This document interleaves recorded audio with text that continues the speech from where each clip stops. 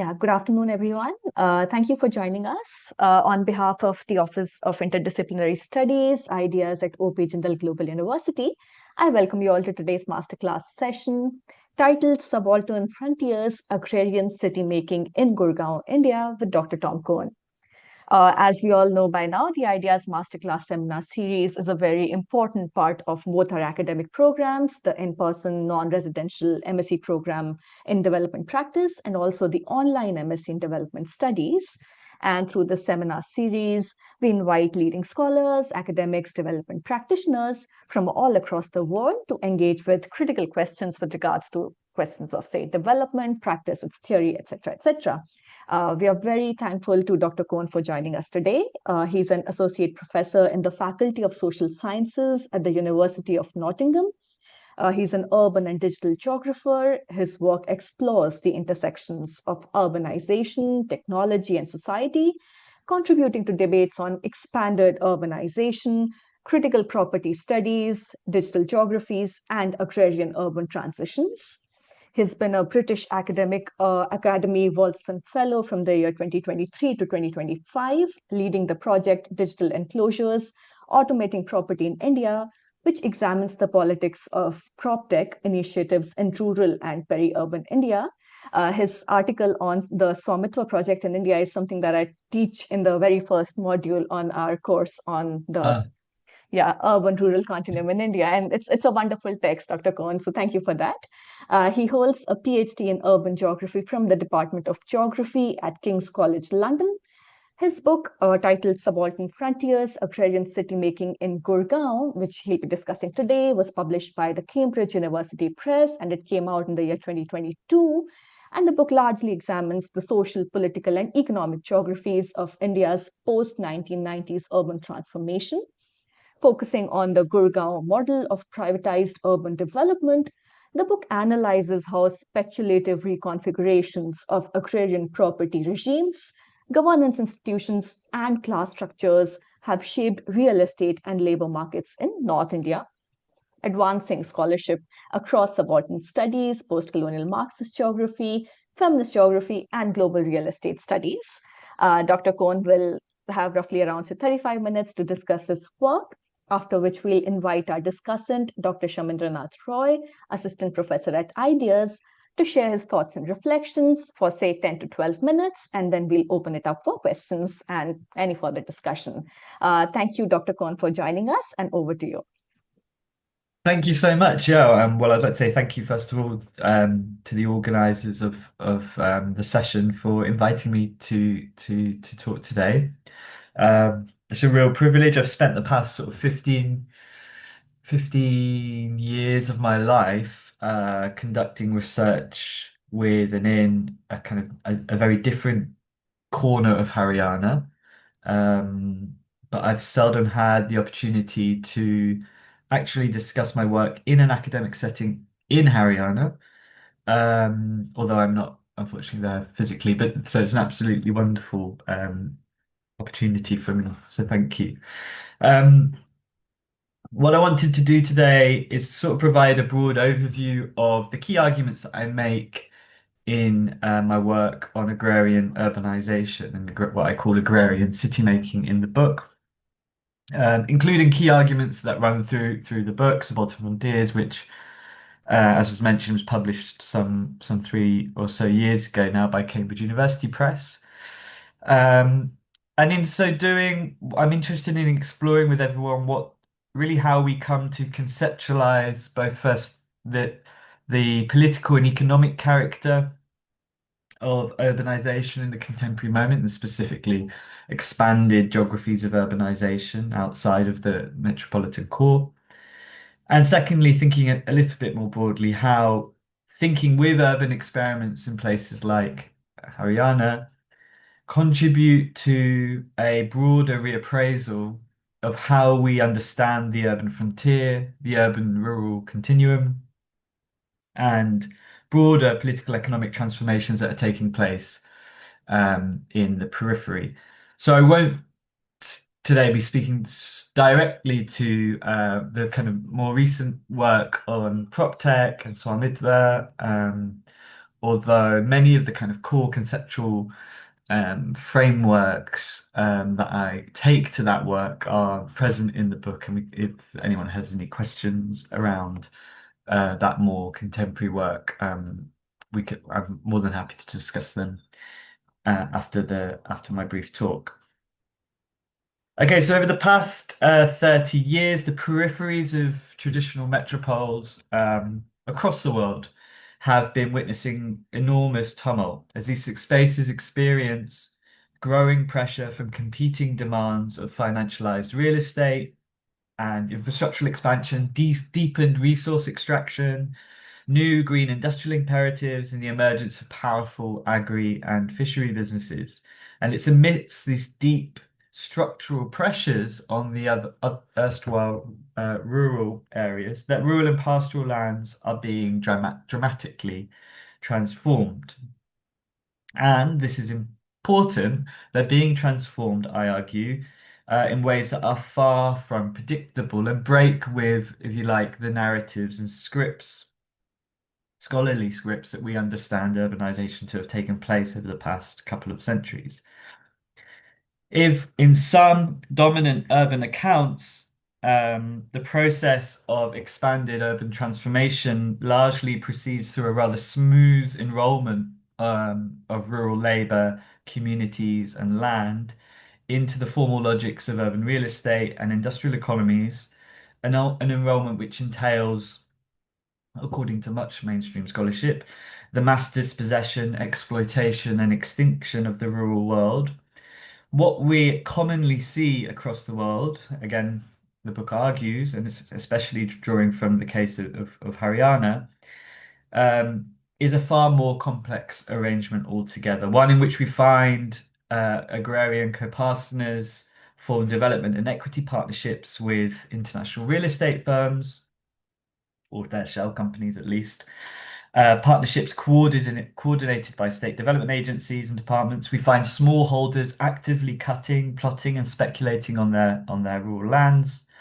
We find large-scale industrial activity taking place on non-enclosed, non-privatized customary lands. In other words, without any prerequisite land enclosure that we were told historically was necessary to substantiate industrialization. And we find the dynamic interplay between rural pastoralism and speculative land banking, and circuitry migration and remittance-led development. And it's precisely these sets of ubiquitous peripheral dynamics that I explore and refer to in the book as agrarian city making. And I'll explain that the kind of two core concepts from the title of the book in a little bit of detail in this talk. But broadly speaking, agrarian city making, it's agrarian city making, which I argue is producing its own novel spatial, political, and cultural hybrids on the peripheries of our traditional cities, of ethno-nationalist pastoralism, of calcifying landed fiefdoms in partnership with contemporary industrialists, as well as, unpredictable land-based class-oriented solidarities that I think it's really important to highlight, not only facilitate the process of urbanization in the countryside, but also commonly interrupt state-planned urban development projects and land's presumed integration into global property and finance markets. So this is a general premise behind the book. If I can actually, there we go. Behind the concept of agrarian city making that I introduce both in my book and in my broader writings, where I want us to rethink the necessary political economic characteristics, histories, technologies that determine and ground urban expansion in the contemporary moment. I explore these dynamics in the book, principally drawing from long-form qualitative research on land and labour transformation in Gurgaon's countryside from about 1981 to 2014. That largely tracks on to the kind of opening moment in 1981 when the very first development license was issued to the real estate firm DLF, who I'm sure many people here know quite well. to 2014, and in that period, around 35,000 acres of rural land have been acquired, aggregated, and converted for real estate and industrial purposes. And the principal question the book seeks to uncover in this way is exactly how did this process take place? How, if at all, was it shaped by existing agrarian and industrial geographies of the region? In this sense, the book's not intended as a kind of definitive account of urbanization in Gurgaon. I think Gurgaon, like any other city, there's a lot going on, and there's, as I said, the book's not an attempt to capture everything. Rather, the project's aim is to scrutinize two core problems or problematics that feature commonly in our understanding of urbanization through the prism of Gurgaon. The first is how we can broadly characterize as the labor question. In what ways is labor enrolled in the project of expansive real estate-led urbanization? In what form is labor taking, is forced into, is disciplined into, and under what conditions do people labor in this 21st century city? This forms two or three chapters in the book. I'm not going to focus on them too much today, although I'm happy to field questions around those questions. And the second problematic is what some have referred to as the land question. How exactly does the state and private sector go about buying up, aggregating, and converting vast swathes of rural land into an investable asset? In our case, how was the Haryana countryside, which is deep-seated rural cultures, institutions, property systems, political alliances, how was it so convincingly turned for projects of real estate-led urbanization? And what are the political and social grounds for which that happened? I think what's quite distinct about Gurgaon is first the leading role that um, the private sector played in processes of land acquisition, planning, and service delivery. The Gurgaon model, which has been elaborated in a series of state planning and development legislation since the 1970s, bestowed power to private firms to acquire and convert land, establish residential colonies, provide basic services. So this is quite distinct from a previous moment of state-led land acquisitions, development vehicles, right? The private sector plays a much more principal, a more primary role in the process of land conversion than under other models.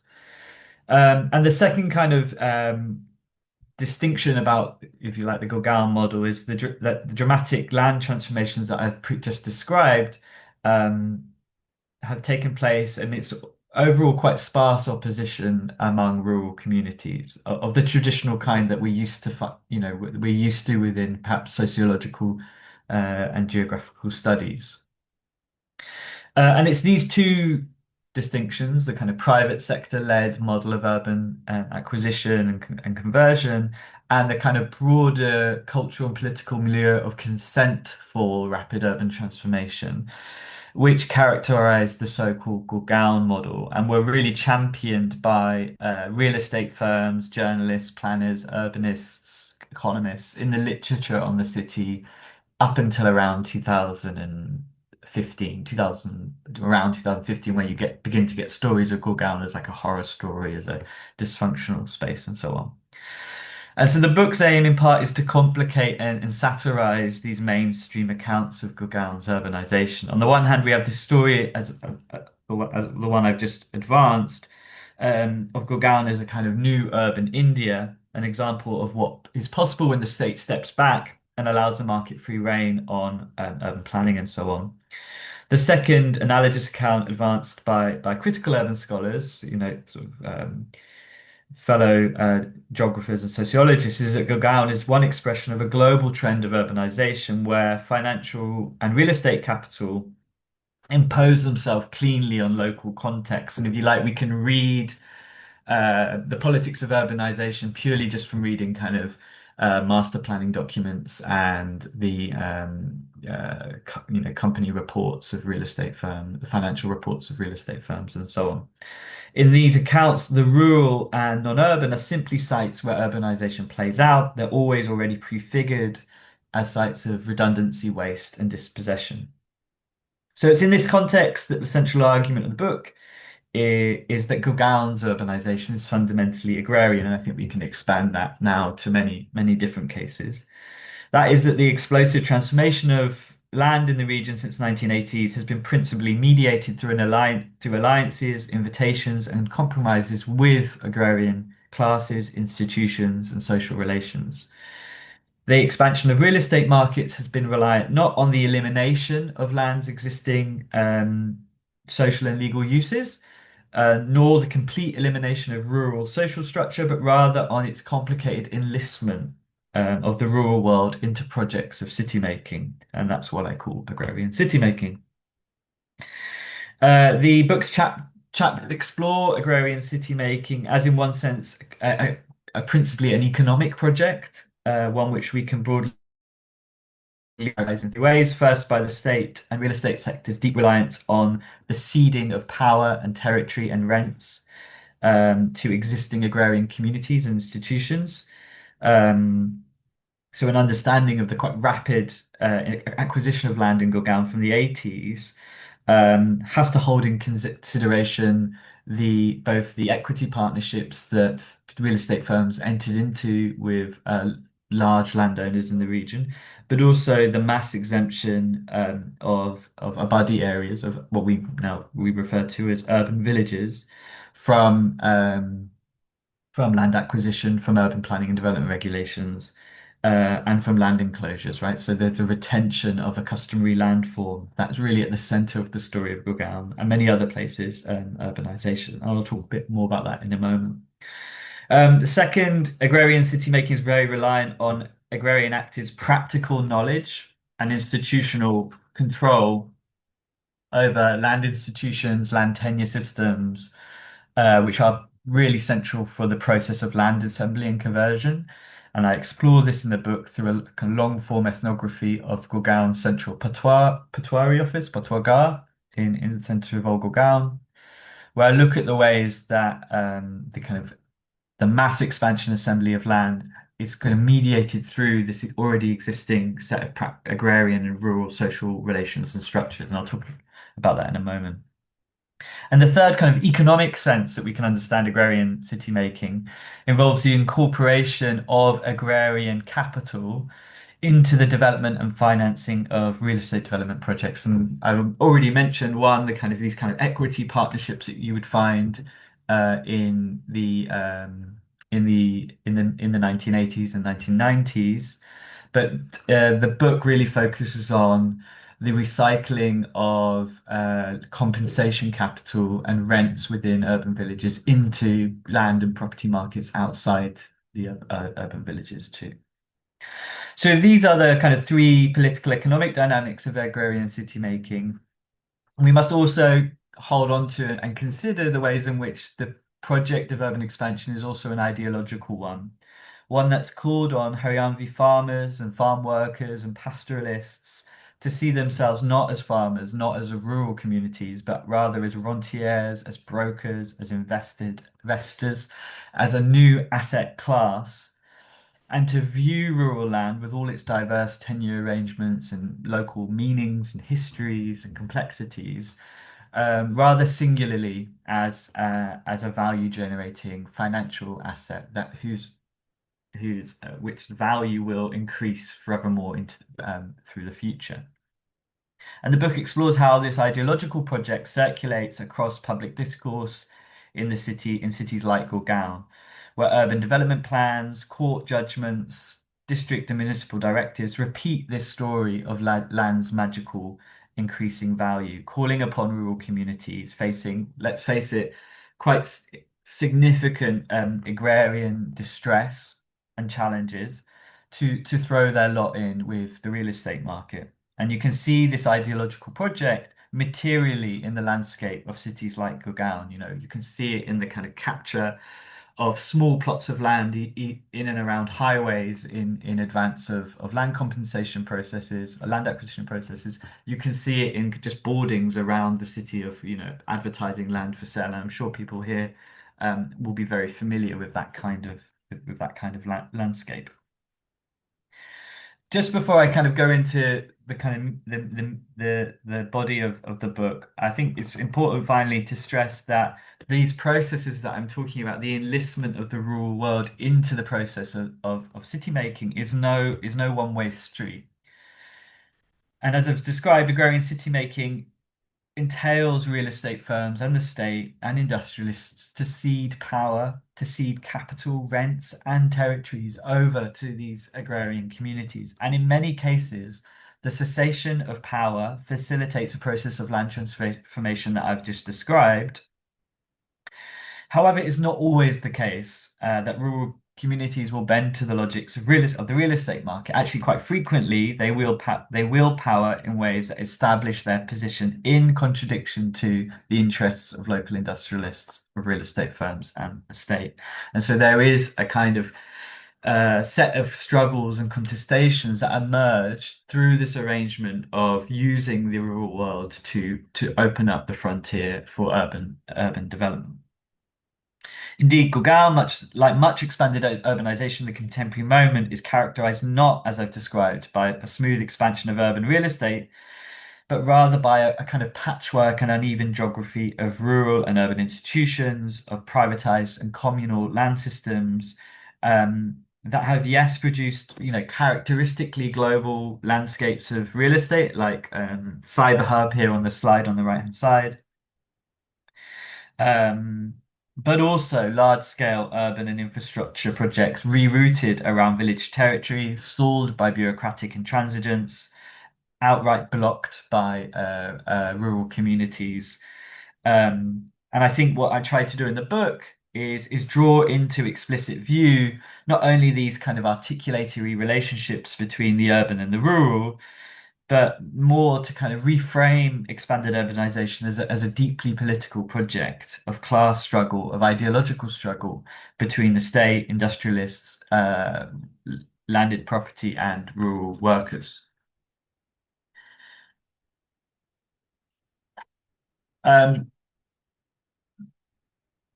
that was all these slides are kind of what I was just about to say. Okay. Um, There is a section, as I've described, of urban studies that very confidently prescribes a sort of a priori determinacy of urban political economy, of urban land use and private property, partly through a reading of urbanization that draws from the experiences of Europe and North America. And this kind of approach is often quick to view land transformation as inaugurated through the imposition of market capitalism and subsequent processes of dispossession. That, as Sully Benjamin's work notes, flattens and closes over the various political spaces and bypasses the multiple logics of territorial formation that shape land capture and conversion. Um, Urban real estate geographies do not, for everyone, solely arrive by the bulldozer. To borrow from Tanya Murray Lee, it takes cultural, political, and ideological work to build consensus for large-scale transformations. And so theoretically, my work has sought to get to grips with how exactly we come to understand and theorize this deeply contingent, uneven, highly politicized, and kind of combinatorial mode of urbanization. And in previous work, I've drawn upon the writings of Jamaican cultural theorist Stuart Hall to think about the agrarian as an articulating principle through which expanded reproduction of the urban is settled. So a kind of very contingent mode, a kind of uh, uh, form through which urbanization takes place within specific post-colonial rural societies. More recently, I found it useful to draw on the Indian agrarian scholarship on subsumption. I won't go into too much detail here, but the concept of subsumption, particularly within agrarian studies, has been used to detail the highly differential ways that capital captures and commands a labor process. And by doing so, it details the very different social forms that capitalist labor can take. So subsumption has allowed agrarian scholars to uncover the centrality of bonded, enslaved, informal, and household laborers to the capitalist production process. So in a sense, it's used to kind of rebut claims that free wage labor of the kind that you found in 19th century England is the only mode of labor that we can associate with capitalism. And if we find different kinds of labor, then that we're looking at a different sort of economic situation. What I find useful about subsumption is it allows us to downsize the kind of normative power of both the state and capital and highlight the ongoing struggles that coalitions of firms and landowners and the state engaged in order to settle their conditions. And in recent work, I've sought to build upon this body of work on subsumption to consider how non-urban, non-enclosed, non-privatized lands, such as those that we find at the heart of Gurgaon's story, can too form the basis of capitalist urbanization projects, refusing accounts that require us to find full dispossession, the full enclosure of landed property as prerequisites for establishing industrial capitalism in agrarian city making. We see the retention of rural landed property and rural landed monopolies as a social and spatial form best suited in this particular moment to enable the expansion of urban land markets. This retention is, of course, a political outcome shaped by the sharp opposition at a kind of state level to full-blown dispossessions and mass expulsions of, let's face it, quite dominant agrarian caste communities. But it's also, I think, a reckoning with the inability of manufacturing industry to absorb high levels of what would be landless populations into the productive economy. So what we see is a kind of geography of compromise. I think subsumption helps us reveal that. What I find useful about this approach is it refuses a simple one-way determination where the urban comes to structure all under its control and rather pushes us to consider these more fractious political struggles and practical work that that are required to settle dominant economic landscapes. In other words, to propose a method for understanding urbanization borrowing from Stuart Hall without guarantees. So in the remainder of the book my time here today, I just want to draw out three strong themes from the book and sort of empirical examples from the book that help us understand the character of agrarian city making in more detail. So the first is Abadi rentierism, which I prefaced already. This is a feature specifically of, I would say, North Indian urbanization in the peripheries. Can be explained as the outcome of a series of territorial compromises made by the Haryana state government in the 1970s in order to open up agricultural land to the market while retaining the social fabric of their villages. The planning legislation for the exemption of these urban villages, of these Abadi areas, was introduced in Haryana in the 70s, but was then was introduced initially with the idea of restricting the state's access to Abadi areas, and then it was extended to private firms in the 1980s. And it sort of traded off the retention of urban village land for the opening up of agricultural land for broad marketization. Um, this is the kind of prehistory of these urban village forms that I think we're all quite familiar with. Exempt from urbanization, then, agrarian landowners retain their collective, non-privatized property rights within the Abadi Day. This exemption is not only an important political settlement made between politically dominant landowners and the state that's been essential to the expansion of real estate in the land, but it's one pitched to a longer history of land settlement in the region that has, over the past 150 years, legally and territorially bound the rightful property ownership to a kind of highly circumscribed set of dominant caste communities, and that's something I explore in the first chapter of the book. But in the contemporary moment, this exemption of the Abadi areas from acquisition, from planning and development regulations and service delivery and so on, has some important effects. And first off, from the 1990s, landowners in villages across Gurgaon began to mobilize their collective rights to the Abadi and incomes derived from land compensation and sales of their agricultural lands outside the Abadi to iteratively construct mass low-income housing and industrial space within their urban village boundaries. And the discussion in chapter 2 of the book draws in part from a survey that I conducted of 200 households in villages across Gurgaon, which found that around 75% of all households in these villages were investing incomes from land sales into the purchasing of land or the construction of property within their urban villages. It's in this way that the process of mass land sales, together with the ring fencing of the urban villages, facilitates the recycling of land sale revenues into rentier markets in the urban villages. In the context of there being almost no low-income housing provision in places like Gurgaon, the urban villages provide the bulk of low-income housing in the city, which in itself acts as a citywide subsidy on um, industrial wages in the region, vital to the Gurgaon's industrial economy. More broadly, it's this system which has sparked a transition of landowners into a new class of rentiers and investors. So in the book, I trace how village associations, the panchayats, the caste associations, the shareholding groups within these villages come together to invest their surpluses, either their surpluses from owning lots of rental buildings within the village or their surpluses from selling agricultural land into real estate and land across the city. So opening up the city's land market for further investment. So the book argues that urban village and Abadi rentierism then is not only a political space, but also that has opened up this space for real estate expansion, but also as a form of formally subsumed landed property plays an important role in mitigating tensions and struggles between landowners, industrialists, and the state.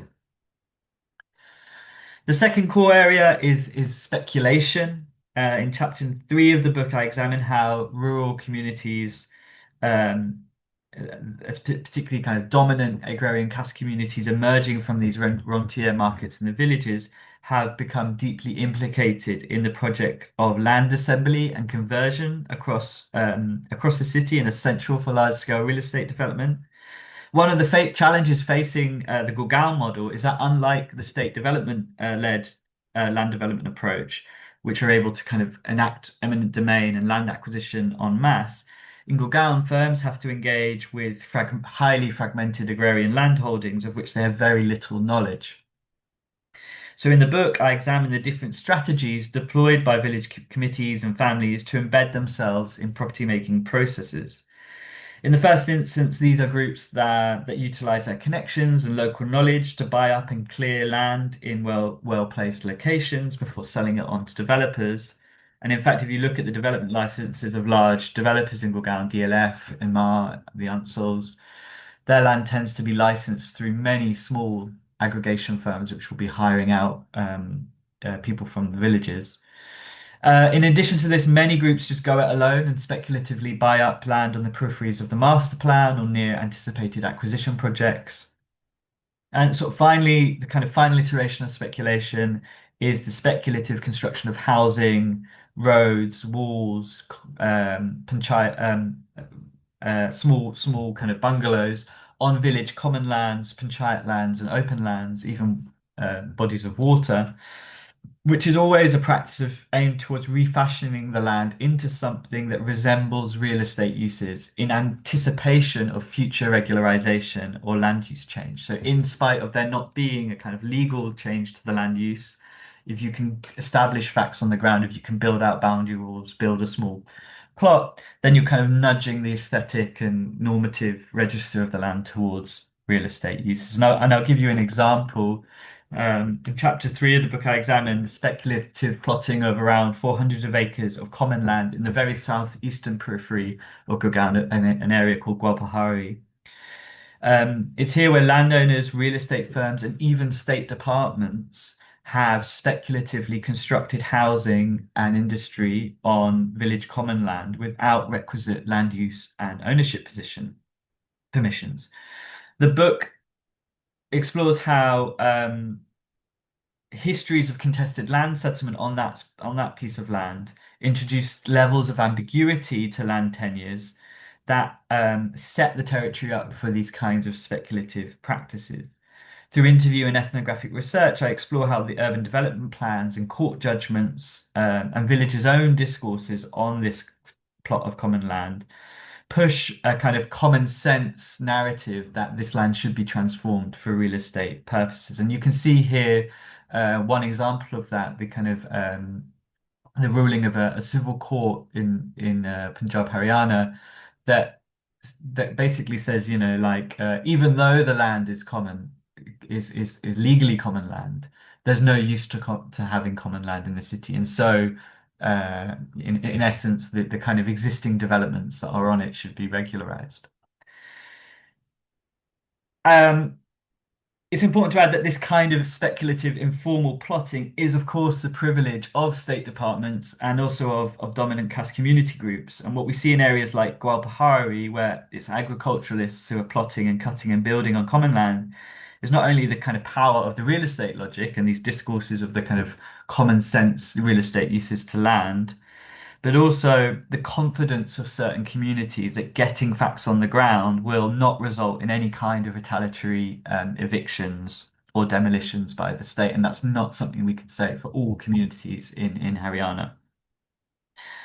In the agrarian city, farmers, panchayats, caste hierarchies, agrarian tenure systems drive processes of urbanization as much as they represent its externality or point of obstruction.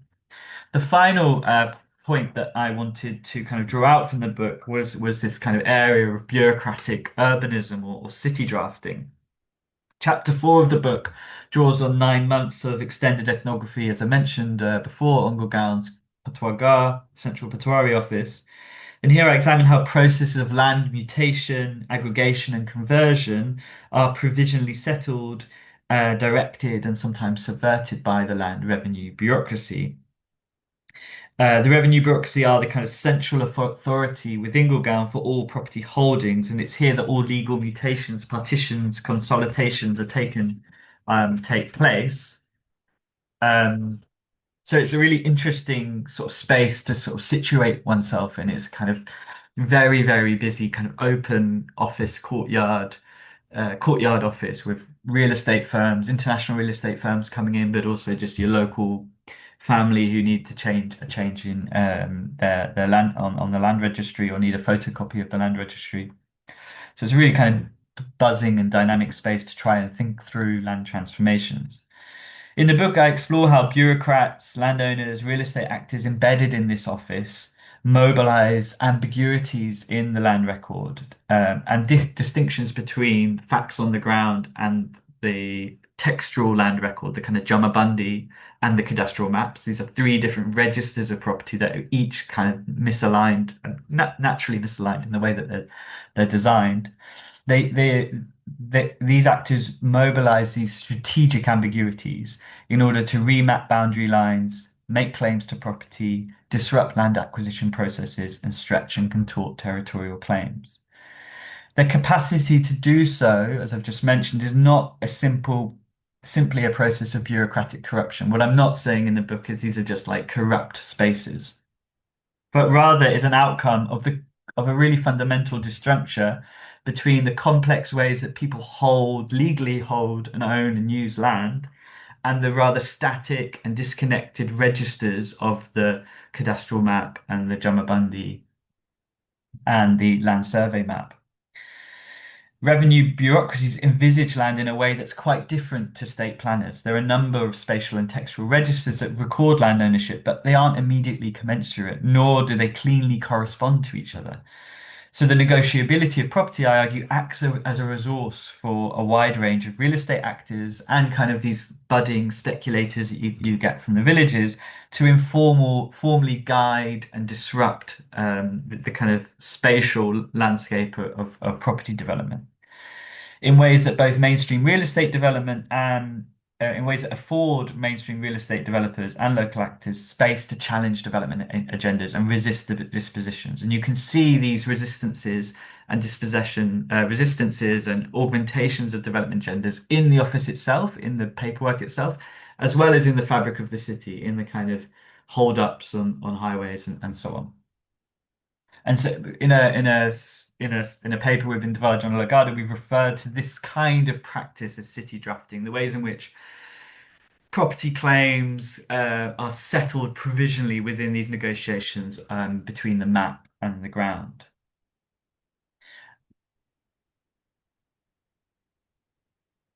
I want to just finish this talk by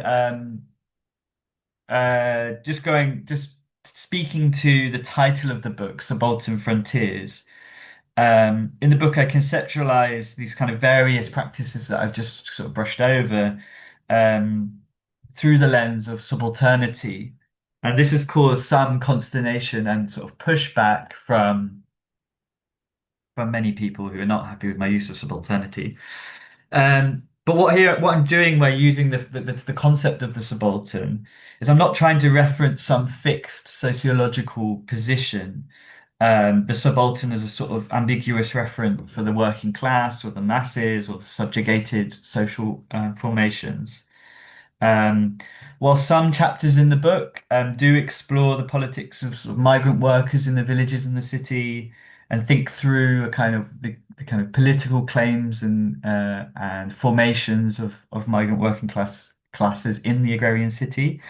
The key frontier actor, especially relevant to this presentation, if you like, are agrarian landowners, dominant agrarian landowners and pastoralists who are not subaltern in this kind of normative sense that it's sometimes used.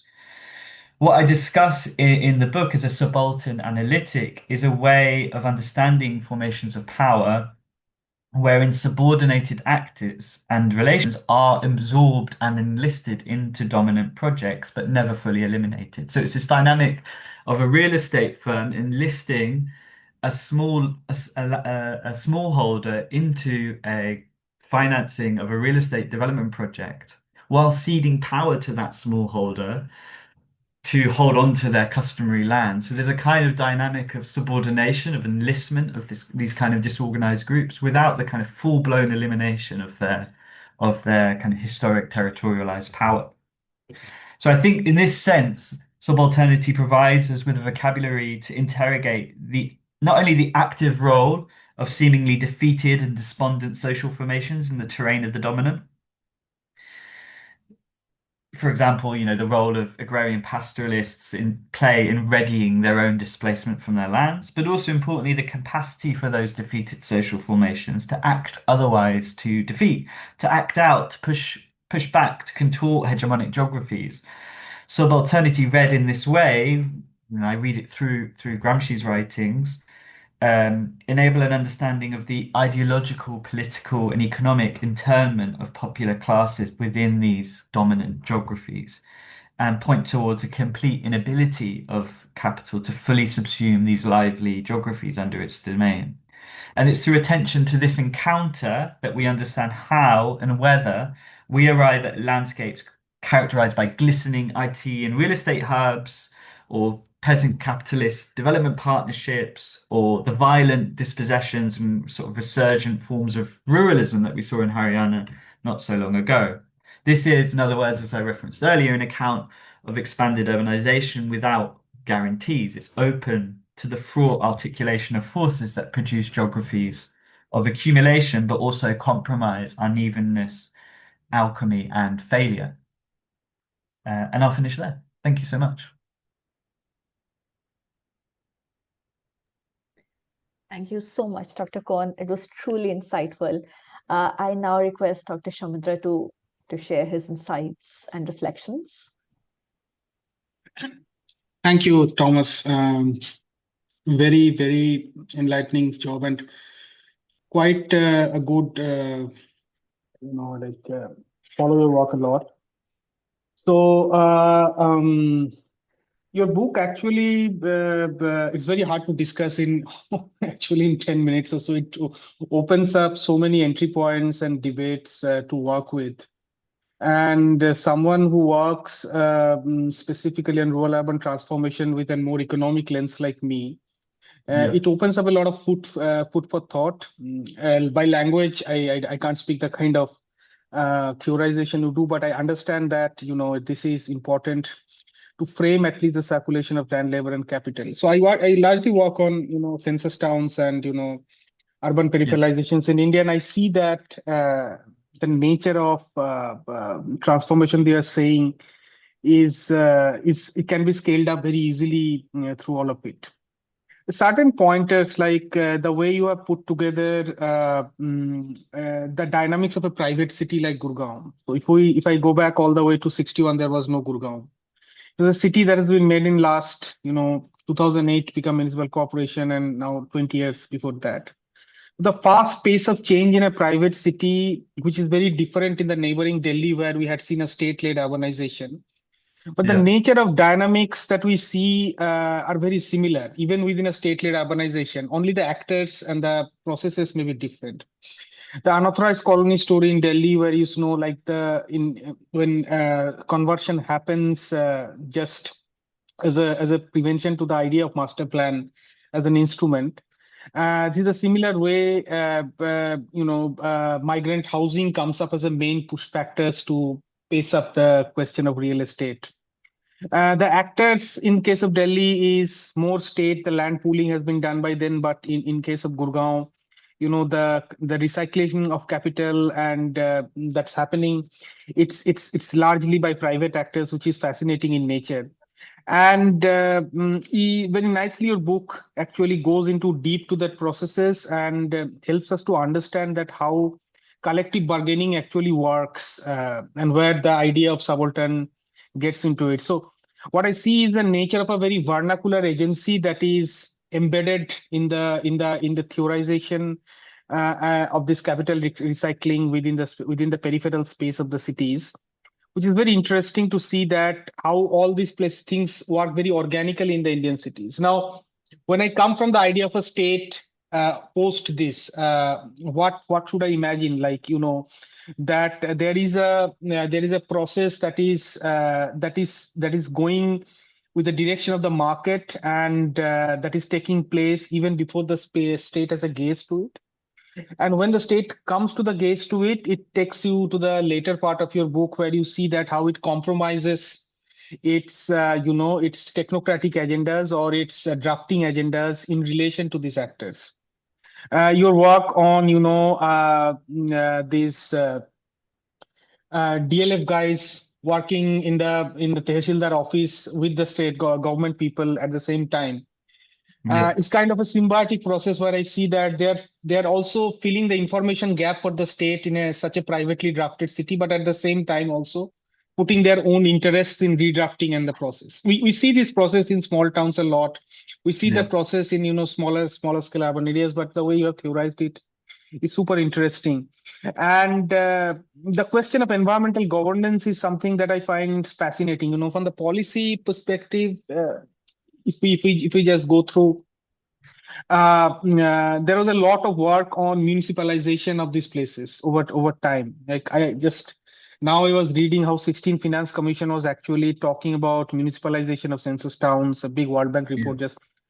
But this politics of classification that goes in or beyond this municipalization process does not. At one hand, we have a very incapacitated local government, urban local government story of India, which is overshadowed by very competing ways through which this new proprietary middle class that is there in the villages work and interact with the urban local government and new urban local government. And actually, very few work has been done. When you make a panchayat ward member a councillor, the technically the domain of influence changes a lot, but the process that is around that space, how that is being negotiated with it. So Yeah. that affects the nature of economic and environmental governance from a city perspective. And because once the city gets urbanized, these are largely handled, parastatal agencies, because the government, the local state is not entirely capacitated or even doesn't have the functional domain to deal with it. Through those Yeah. lenses comes across, again, the symbiotic relationship. It reaches out to the people who are already drafting the city or planning the city with a certain forms of imagination, and the symbiotic process gets built, and the local environmental governance gets shaped. I think the subaltern framework sits very nicely the way you say that it's relational, that the point it gets its primacy to the process, it's very relational in nature, which was very important. I think this is great from the way, and your recent work on the city drafting and mapping. I'm deeply interested on that. how the civic life of technology actually takes shape in these places as a post instrument to the symbiotic process, to the subaltern process, that from where you actually recruit the people who maps. Is there a historical form of a learning process through which the city drafting changes? Now, the process is not only limited, within the Tehsildar office. You have the thing that you showed in Swamita, that increasingly space technologies and remote sensing technologies comes into place, and Yeah. someone with a very basic idea of how GIS works, like putting layers of information, spatial and non-spatial information together, how that synchronization has been built. So when Mm. a paper-based map of a Tehsildar comes into process, digitizing it, going all the way back through history, all these kinds of changes that happens is the modification of civic life of technology. That's interesting to see, and because that's going to shape the process, the trajectory of the city in the next 20 or 50 years or so. And Yeah. this idea of mapping the properties and mapping the rationing the land through processes of properties, this thing is very interesting in the way that it's going to be the main instrument of litigation and everything that comes up. Who gets the plot Yeah. based regularity? Who gets the settlement regularity? So how all of that takes place is an important story. But what stands really clear, that how this very strong vernacular process works in relation in a private city with the state-led urbanization at the same point of time through this. Super interesting. I'll stop there, and I'll probably open up at this point. I think we're going to get much more important questions. This, yeah. Thanks so much. Thank you, Dr. Roy. If anyone, any attendee has any questions, comments, you can please unmute yourselves and yeah, go ahead.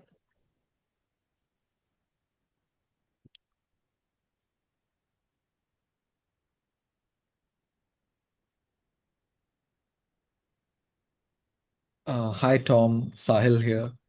Oh, Nice to hear your conversation about the book. Like I was hoping you have referred to other works that you're doing in relation and in continuation to subaltern frontiers. yeah. I was wondering, since you mentioned that at the same time, on one side we have these agrarian urban political entanglements that are complicating the way we rethink territory, property, and the relationship between capital, land, and labor. But at the same time, we're also undergoing a digital turn where uh, drafting and other forms of what I think Shamindra was referring to as the civic life of technology. Uh, Yeah. and I was thinking that at least earlier, my sense was that your arguments are more towards the fact that the digital layer doesn't necessarily change the way in which we politically um, comprehend, and it doesn't change the nature of the struggles.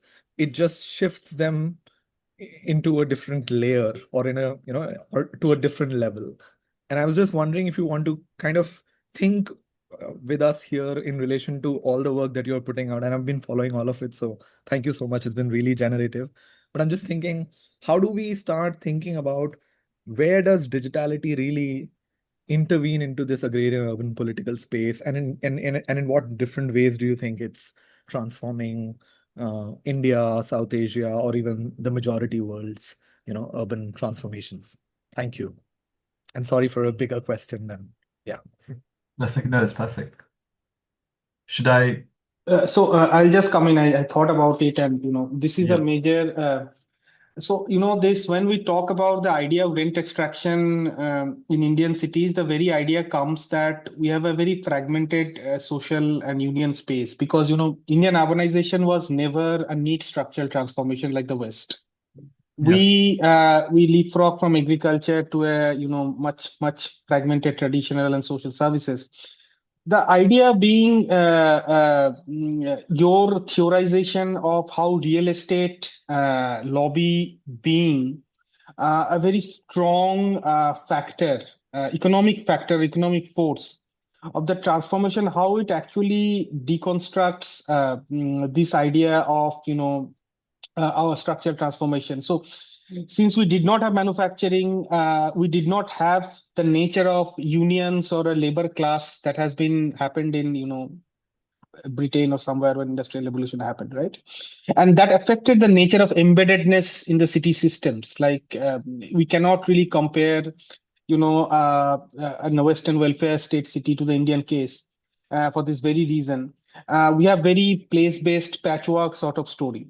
So, how do you think that real estate being a very strong lobby and it's very standalone lobby, and certainly like urbanization happening in lieu to real estate is a very strong industry in many of the states, helps to deconstruct this idea of a new urban class that is in the making, that may be deeply unequal in nature, as you can say, but at the same time, when I get into this idea of, when you say that it is subaltern and it is symbiotic, does it deconstruct the idea of a more cohesive city making at some point of time, or it only accentuates inequalities? Does it fill the gap of the structural transformation we missed and the resultant growth of, urban class formation in India, especially in the big cities? So that's I hope I'm clear on that process. Yeah. Yeah. So yeah. Should I respond? Yeah. Yes, please. Okay, maybe these are really fantastic kind of points of discussion, kind of I would think rather than questions. So I'm not necessarily an authority on this, but I will offer my thoughts.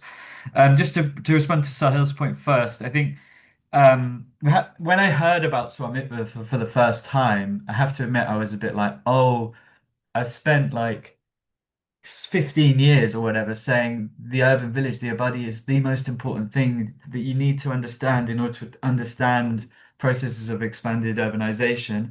And then they bring in this policy, which is essentially eliminating the kind of core tenure reform, which establishes that argument. So personally, it was devastating. But I think more broadly or seriously, we have to think about if we think Swamitra in particular, but actually lots of the property digitalization projects, at least ideologically, are a full frontal attack on this existing agrarian urban system, right? It's an attempt to eliminate the need for these kinds of coalitional territorial compromises where you need to go and cede power, as I say, and cede territory and rents to certain communities, because actually what you're saying is we're going to bring you into the real estate market formally, and we're going to eliminate your customary claim that has allowed you to hold on to ground in whichever city that we're talking about. And then sort of through my work on Swamitva,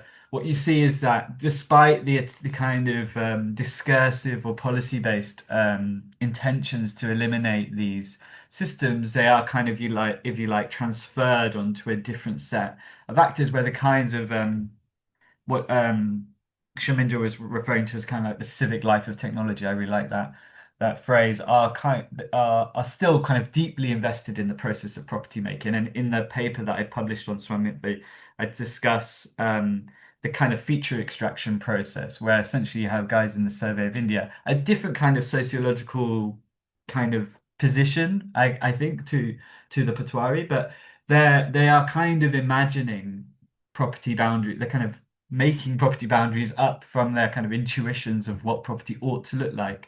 There is a kind of clear line between the speculator on the ground in Gwalpahari who's just building out boundary walls and imagining what real estate can look like on the ground, and the guy in the Survey of India who's drawing out property lines on the map without any legal or formal basis for doing so. So in half of the argument there is like, okay, there is a kind of reconfiguration of these city drafting practices through a different vocabulary and different language and through different kinds of institutional space. But there it is, when they claim that drones can just do everything, obviously there's a huge amount of technical and social material politics that subtends that. But to your the kind of latter part of your question, which is really like, okay, well, what's different? So that's the kind of story where we're kind of saying this digital stuff is still anchored onto existing civic politics of technology and civic politics of land and so on. That's true. What can be harder though is to point to the points of rupture, the points of change. What is the digital actually doing to the kind of the agrarian social structure, to property regimes and so on. And insofar as schemes like DLRMP and so on aren't actually transforming the formal structure of how people own the legal structure of how people own property, it isn't reconfiguring the revenue system, which is what you would actually need to do if you wanted to achieve some of the things that the policy wants to achieve. We can say the digital is not doing so much, but actually, when we look at the ways that property data is now circulating within broader public digital public infrastructures, when it's starting to be used within algorithmic governance sets. So I look in my work in Haryana at a kind of family welfare program that uses Swamitva data to determine people's access to food and rations. And this is a separate piece of work that's coming out soon. So their property is actually becoming something else. It's no longer tethered to, the ground and has this kind of local social meaning. It's being bunched up with someone's biometrics and someone's education records. And so there, as it's kind of lifted into this infrastructure, we can see that the digitality is transforming what property means and how it can be used. So it's in that domain that I can kind of really see the rupture, if you like, the change, the kind of the difference then in the way that property is being used and what the digital can do for property. It's lifting it from these kind of Patwari circles and Jamanbandis. On the question of this, like the second question, Shamindra's question of new class formations. Yeah, I think, yeah, I mean, your work and others' work is really formative on this.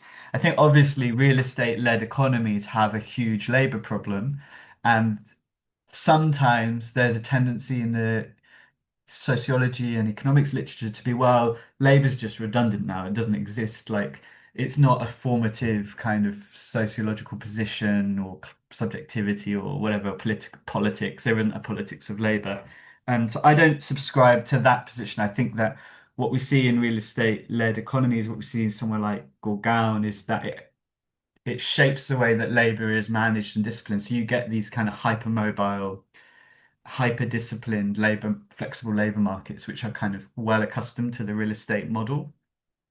So because there's no incentive to invest in labor's social reproduction at all, and we seldom see. I mean, I remember doing interviews like 10 years ago with factory owners in Haryana, and the chief minister of Jharkhand was offering them loads of free land to go and just locate there, and they all really wanted to do that, but they were also tied up in real estate investments in Haryana, so they were like, well, I don't really personally want to move to Jharkhand. But that's aside. In terms of like models of alternative, whether this kind of agrarian urban model actually is demonstrating potential openings and alternative models, I think, these equity partnerships, I mean, vis-a-vis like full-blown dispossession, they're certainly a favorable model. And you can see with the Delhi land pooling and other land pooling models across the country, that kind of model that DLF started in the 80s, where they say, you sell us land and then we'll invest your income into the development of a project. I think there is something there where that is clearly a more equitable model of land development than one which simply comes in and bulldozes people and takes away their land rights. And perhaps there is a quiet sort of learning of, I mean, under political duress. The reason that they go for these models is because they politically would be toast if they didn't go for these models. But there is something there there is a whole bunch of experiments now in kind of land partnership, land development, land pooling.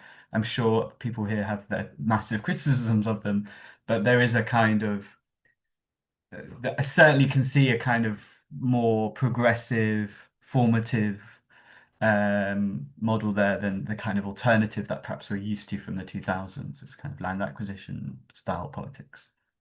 I don't know if that answered your question, but it was at least my reaction to listening to you talk about your experiences and your work.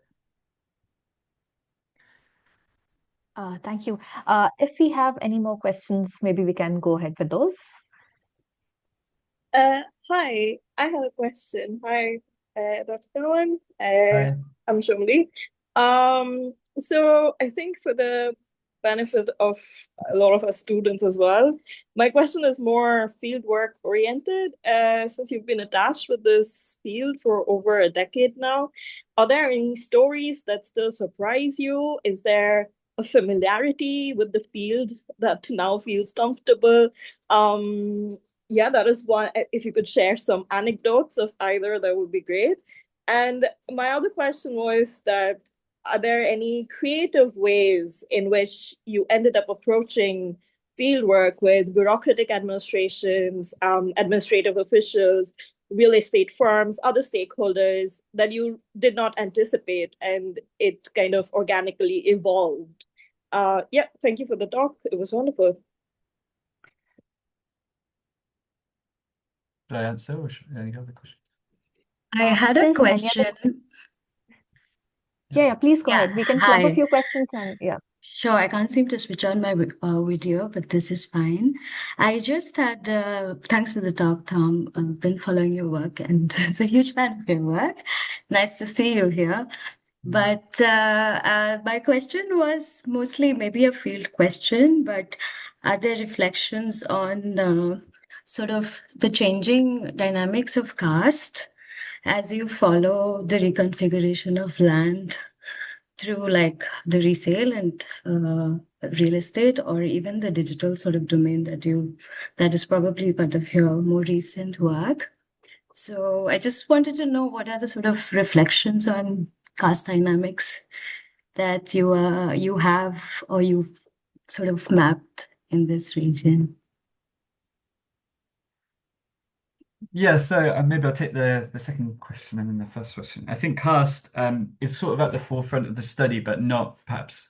I mean, the focus, because I was trying to understand land transformations. Naturally, then I did a lot of research with the landed caste communities, so Jats and Yadavs and to some extent Gujars, but mostly Jats and Yadavs. Um, and perhaps that's just like in terms of how the kind of transformation inland probably tracks with their history as landed communities to a certain extent. And then the kind of non-agricultural caste communities, the experience was always one of like certainly slightly agnostic to the uh, highly speculative and uneven enrollment of their former landlords to the real estate market. I mean, that was kind of the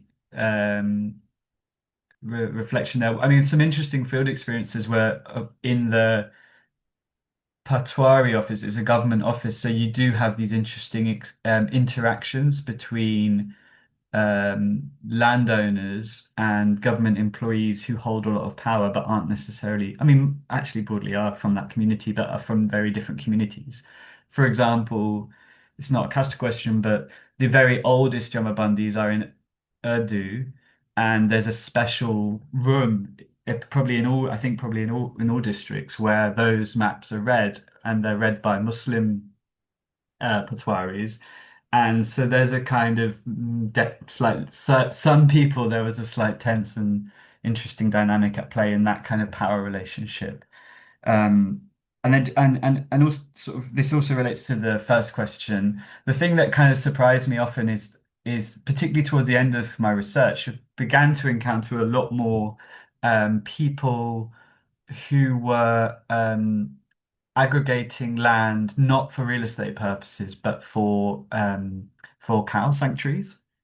And that wasn't something that kind of politics, that kind of cultural politics in Harriet wasn't certainly was, as a kind of foreign white guy, arrogant white guy, it kind of probably flew under the radar for me in most of my research, that kind of stuff, which is crazy because like most people think about Haryana as having that kind of longer political culture. Um, but I found that really interesting because it isn't, I've been talking about how the kind of the power of the real estate logic in land this isn't I mean, I don't know, perhaps they're land banking, perhaps there is a real estate logic there to holding land in that way.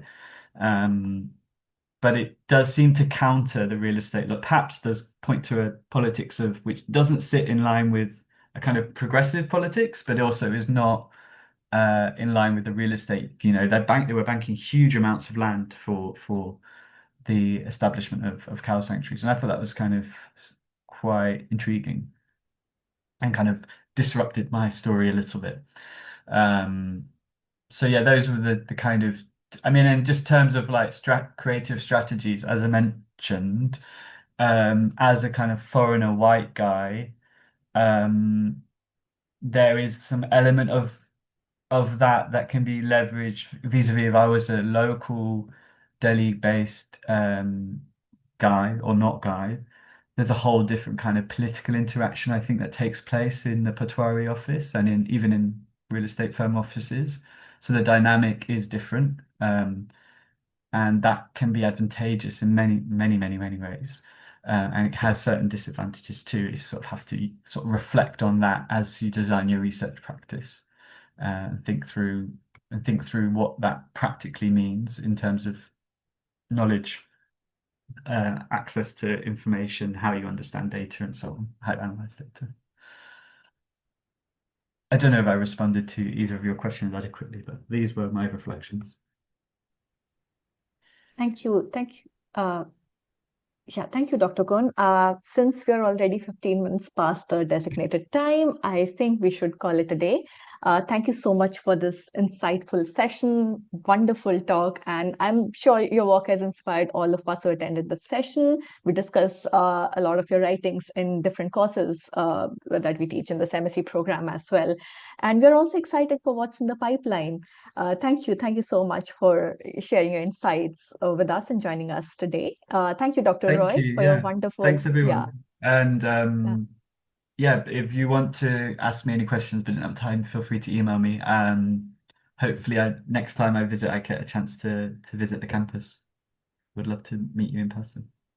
We'd be glad to meet you in person, have you on campus. Oh, yeah. All right then. Thank you, everyone. Thank you. Thank you so much, everyone. Thank you.